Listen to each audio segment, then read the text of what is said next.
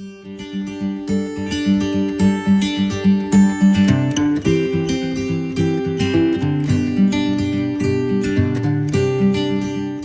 and welcome to this podcast video from the St. Raymond Nonnatus Foundation for Freedom, Family, and Faith. My name is Ann DeSantis. You can learn about us on our website at nonnatus.org. Well, I'm very excited because on this show, I have an amazing guest. I have Clare Pinto. She is the Programs and Communication Coordinator at the Pro-Life Union of Greater Philadelphia. And the Pro-Life Union is good friends with the St. Raymond Nonnatus Foundation as we try to work together, because their mission is outreach to bringing a culture of life to the whole greater Philadelphia area and Delaware Valley through all the wonderful work that they're doing. And our work, of course, is outreach to families in crisis, especially those affected by divorce and separation. And during part of the show, we're going to talk about that too, how we work together. So Claire, thank you so much for joining us. Thank you so much for having me. Yeah, we have so much to talk about because I love to talk about your faith journey, but we also have this wonderful event that's coming up, Standing Up for Life, the Philadelphia March for Life.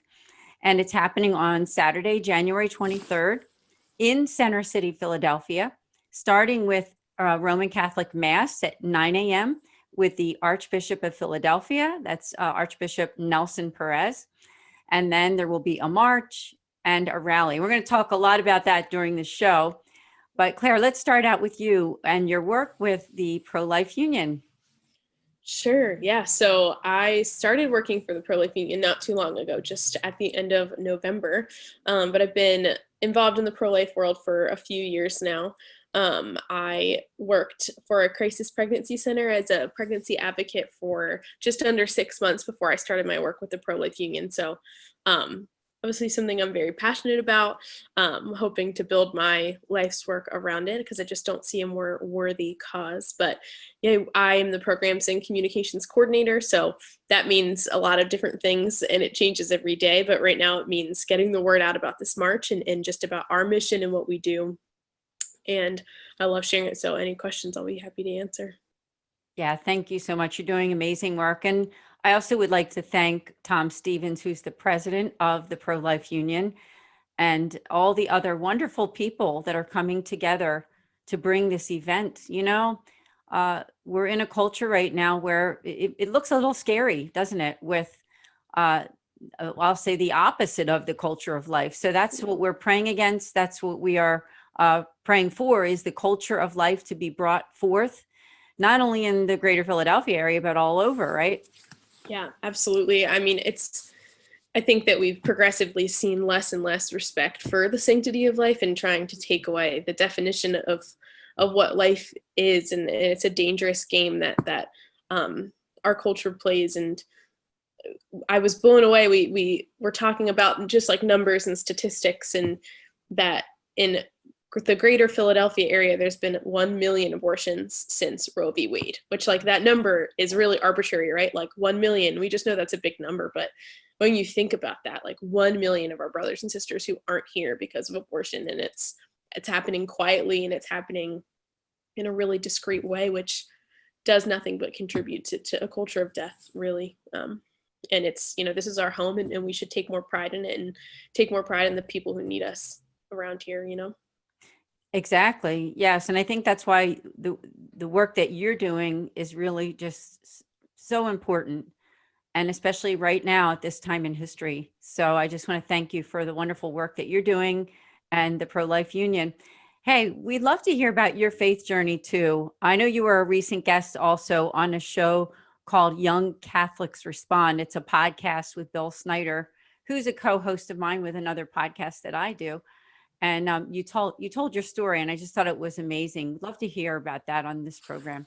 Sure. So I am 22 years old. I just graduated from Westchester University, and my senior year of high school, I met someone who I'd grown up Catholic, but not all that invested in my faith personally, just sort of going through the motions and just kind of living a very worldly life and not really making my choices for anyone but myself. There was no, living hand in hand with Jesus. And I kind of had the privilege of getting to know this family and seeing the way that Jesus was the center of their family unit. And it was so moving for me. And so I started asking questions and becoming interested because, if the common variable for why these people are so joyful and love each other so well was Christ, and I wanted to figure out what that looked like for me. And so through my senior year of high school and going into college, I just kind of stayed on that path and sort of just by the transitive property, because I was hanging out with this person, I got involved with Focus Missionaries on my campus, as well as the Newman Center with Father Tom Gardner. He was our chaplain. The Newman Center became just like the center of my college experience. Looking back, I don't think really about my classes or anything like that. I just think about the Newman Center and the people that I met and the connections that I was able to make through the Newman Center. And I was talking about this on Bill Snyder's podcast, and it was driving me crazy. I couldn't remember what the conference was, but I went to a conference my sophomore year. And it was 100 years since the apparition of Our Lady of Fatima. And Christopher West was running the conference. And it was the first time that I'd really heard people talk openly and honestly about abortion. I really barely knew anything about it. And I just was blown away that this was not something that people were talking about, and that people didn't care more about this subject. It seemed to me like something people should care about. And so there was a few tables, Generation Life was there, those types of organizations, and just got to talking. And I had read a little booklet that was one of the ones you'd grab at church, and I think it was titled like The Truth About Abortion. And it just talked about what actually takes place, and that this is a life and we're losing it. And I was really set on fire from that experience. And I got involved. I met a few people from 40 Days for Life in the Westchester area, and they invited us to pray outside a clinic, which I was like, I'm not so sure about that, but we ended up going, and it was such an eye-opening experience. And kind of from then on, I just knew that I didn't think anything was more worthwhile than this. And I was lost on what I wanted to do when I graduated, and I was unsure where the Lord was calling me, and it all happened so fast when you're in school. And so I knew that I wanted to serve the church in some way, and I didn't know what that looked like, but it became clear towards the end that this is what I'm most passionate about. So this is where I'll be the most able to joyfully serve. And so that's how I came across Legacy of Life and the Pro-Life Union, and here I am. And I'm really thrilled to be here. Like I said, my dad once said to me that if you love your job and you love what you're doing, then you're not really working a day in your life. And that really impacted me because I love what I do, and I love that I can kind of shape my life and my career around this cause, and kind of getting people to talk about this. And it's a hard thing to talk about, but we have to be having the hard conversations. Like you said, it's because we're supposed to be nurturing and fostering a culture of life. And the only way to do it is having these types of conversations. And so I'm thrilled to be here, and it's been an interesting path through the Catholic faith and making it to the pro-life movement, but absolutely thrilled to be here, and honored to be able to do this work and have these conversations. You're such a good example, I also think, to people your own age. And so I hope that they're watching and seeing how God is working in your life. And I really do think it's incredible. So I just congratulate you for following in God's path, right? And following God's ways. So that's just wonderful.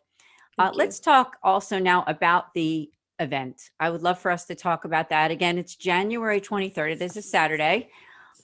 Saturday, January 23rd, starting at 9 a.m. with a mass. So tell us more about the logisticals and speakers. We'd love to hear. Sure. Yeah, I'm so excited about this event. I think we've been planning it for so long that it's just sort of been this thing that didn't feel real, but coming up on it, it's going to be an awesome day. I think it's going to be really powerful. So like you said, we're starting with a mass. The Archbishop of Philadelphia, Archbishop Nelson Perez, will be celebrating mass for us at the Basilica at the Cathedral of Saints Peter and Paul. So that'll be beautiful for those of us who would like to come to a mass or religious service before. We'll be gathering after that outside of the Basilica around 10:30, and we're going to be marching to Philadelphia Women's Center. So for those who are familiar with the area but maybe don't know or aren't familiar with the area, the Philadelphia Women's Center is at 777 Apple Tree Street. And this is a clinic where people often pray outside of, because there's 47 on average 47 abortions per day in the greater Philadelphia area.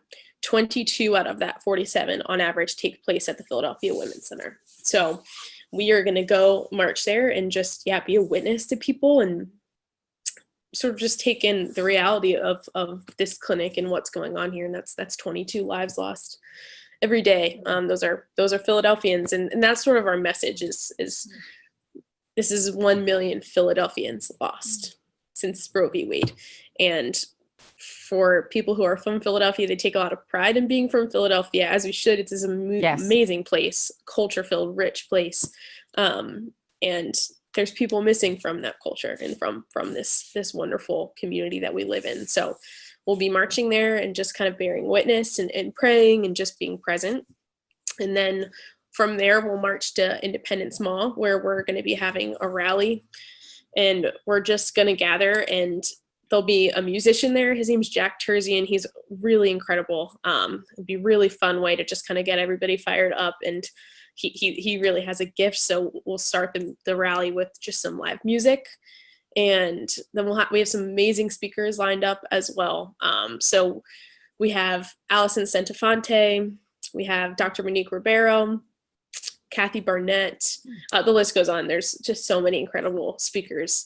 And we're just going to kind of gather and just have each of these speakers bear witness as well to their stories and how they got here and their specific kind of facet within the pro-life movement, and just get everybody fired up to just, say enough is enough and end the silent extermination of so many children in the Philadelphia area.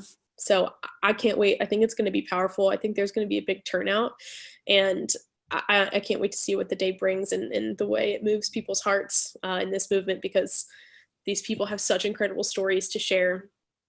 And personally, some of these people are kind of what shifted my heart into the pro-life movement and taught me how to kind of narrate what it is that we believe and bear witness to kind of truth in a really graceful and tactful way. So I think it's going to be great and everyone's going to really enjoy it. Bearing witness to truth. Exactly. Yes. Yeah. And you're right. Thank you so much for sharing everything, all the details. And I want to ask people to please do go to prolifeunion.org and go right there on the front page, because you can click on the section of the website where it gives you all those details, everything that you need to know. And I'm sure that maybe people who are watching who live in the greater Philadelphia area might be thinking about some of the logistical parts of it, like the parking and such. Wondered if you might want to share on some of those parts of the day. Definitely. So anybody who lives in Philadelphia knows that parking is a struggle, but we have some of that figured out. So all of this information you'll find, like you said, on our website, prolifeunion.org. And on our event page, there's an FAQ section where a lot of this stuff's written out. But we have limited parking, but free parking at the Basilica. So there's, a handful of spots available, but there's street parking around the Basilica, and there's also parking at Independence Mall. So kind of typical Philadelphia parking situation with some free parking available for kind of early birds when you arrive. We are intending to be there rain or shine, unless there's any sort of extreme weather situation. We intend to just go and sacrifice our comfort to do what we have to do and have this amazing event. In regards to COVID, we really want to be very cautious about safety and just keeping everyone protected. So we're asking and requiring that people wear masks indoors and outdoors, just to keep everyone safe and to generally march with people who you live with. So we'll be socially distancing, and we'll have the ability to do that, especially at Independence Mall, because it's a big, spacious place, but it should be good and everyone should be kept safe, and we'll have good protocol in place. We'll have restrooms available at Independence Mall. There's also restrooms at the Basilica, not much along the actual route, but at our start and finish. And let's see what else would be important to note. Anything else would be on the website, but if you have any questions, feel free to reach out. You can ask us any questions at mail@prolifeunion.org. Very good. Thank you. I love all the detail that you provided, because since this is a video, right, they can always watch it again if you need to and take down that information. But most of all, go to the website, because that's exactly where you can find all the information. So Now, before the show started, we were talking a little bit about the fact of what I do with the St. Raymond Nonnatus Foundation, that we make outreach to families in crisis. We're also a friend of the Pro-Life Union. And, we also help families affected by divorce and separation. We offer free spiritual consultation, podcasts, prayer, of course. I know that you have also encountered in the pro-life movement people who are affected by divorce. I wondered if you could talk a little bit about that. Sure. So before I worked at the Pro-Life Union, I worked as a crisis pregnancy advocate with the Legacy of Life Foundation at their community women's centers, one of which is in Center City, Philadelphia. And I had the privilege to meet with women who were experiencing unexpected pregnancies and crisis pregnancy situations. And it was hard. It was challenging. And it was also incredibly fruitful for me in my understanding of why we care about this, right? Like, why are we here? Why are we doing this? What are we fighting against? And it was emotionally exhausting, but so integral in kind of my journey to understanding this movement and understanding the effects of abortion on women. And a common trend that I saw with probably 90% of my clients was that they came from broken families. They came from broken homes. Their own parents weren't together, or they came from very mixed families where they had step siblings and half siblings, and they didn't have the example of family as it was intended. And a lot of times that the father of their baby was not present, or wasn't in the picture, didn't know they were pregnant, or were never going to, and were not going to be involved in the decision of whether or not they kept their child or not. And more often than not, and I've always found this very interesting, when they did know, the father wanted to keep the child, wanted to keep the pregnancy, but there was a narrative that was often used, it's not his body. He doesn't get to make the decision. He doesn't have to carry the pregnancy. He's not going to be present when the child comes into the world. So the effects of divorce and broken families and separation was so prevalent in the women that I got to meet. And it wasn't always the case. Sometimes it just, there were other aspects or other factors that led women to our office, but more often than not, there was a trend of broken family situations and those effects on their own choices and how they ended up in the situation they're in. Thank you for sharing on that. And I do understand that everything that you said is true, even in my own experience, being this director for the St. Raymond Nonnatus Foundation. Yep. We're really grateful to the Pro-Life Union and to you for the collaborative work that we're doing, because I think what it's all about is that groups like us, nonprofits, who care about people and care about families and care about unborn children and mothers and fathers, when we come together, we can really make a greater impact on everyone. So, and for that culture of life. Absolutely. Yeah. And I say it all the time. I'm proud to work for the Pro-Life Union because it's more often than not, you hear people say things like, people who are pro-life, they only care about the child being born and they don't care about the child after. And that's always bothered me more than anything because Same here. Yeah, everyone I've encountered in the pro-life movement would open their door to anyone who was in that situation, would give anything. I've just encountered such incredible people and their willingness to serve in whatever way that was. Is it helping someone get a job? Is it housing them? Is it providing them with diapers from small to big? I've just seen people who would be willing to do anything to provide real solutions to the problems that women who are considering abortion face. And that's why it's such an honor to work with all of these organizations and meet all these incredible people. I mean, would I have ever met you if I didn't work with, and understand what you're doing and the ways that you're serving uniquely. And it's just such a gift. And more people should know that pro-lifers are, about giving real solutions, not about taking solutions away, and it's just so important for people to understand that, I think. It really is. I mean, and I think you're right. I've heard that before, that, hey, what about after the baby's born?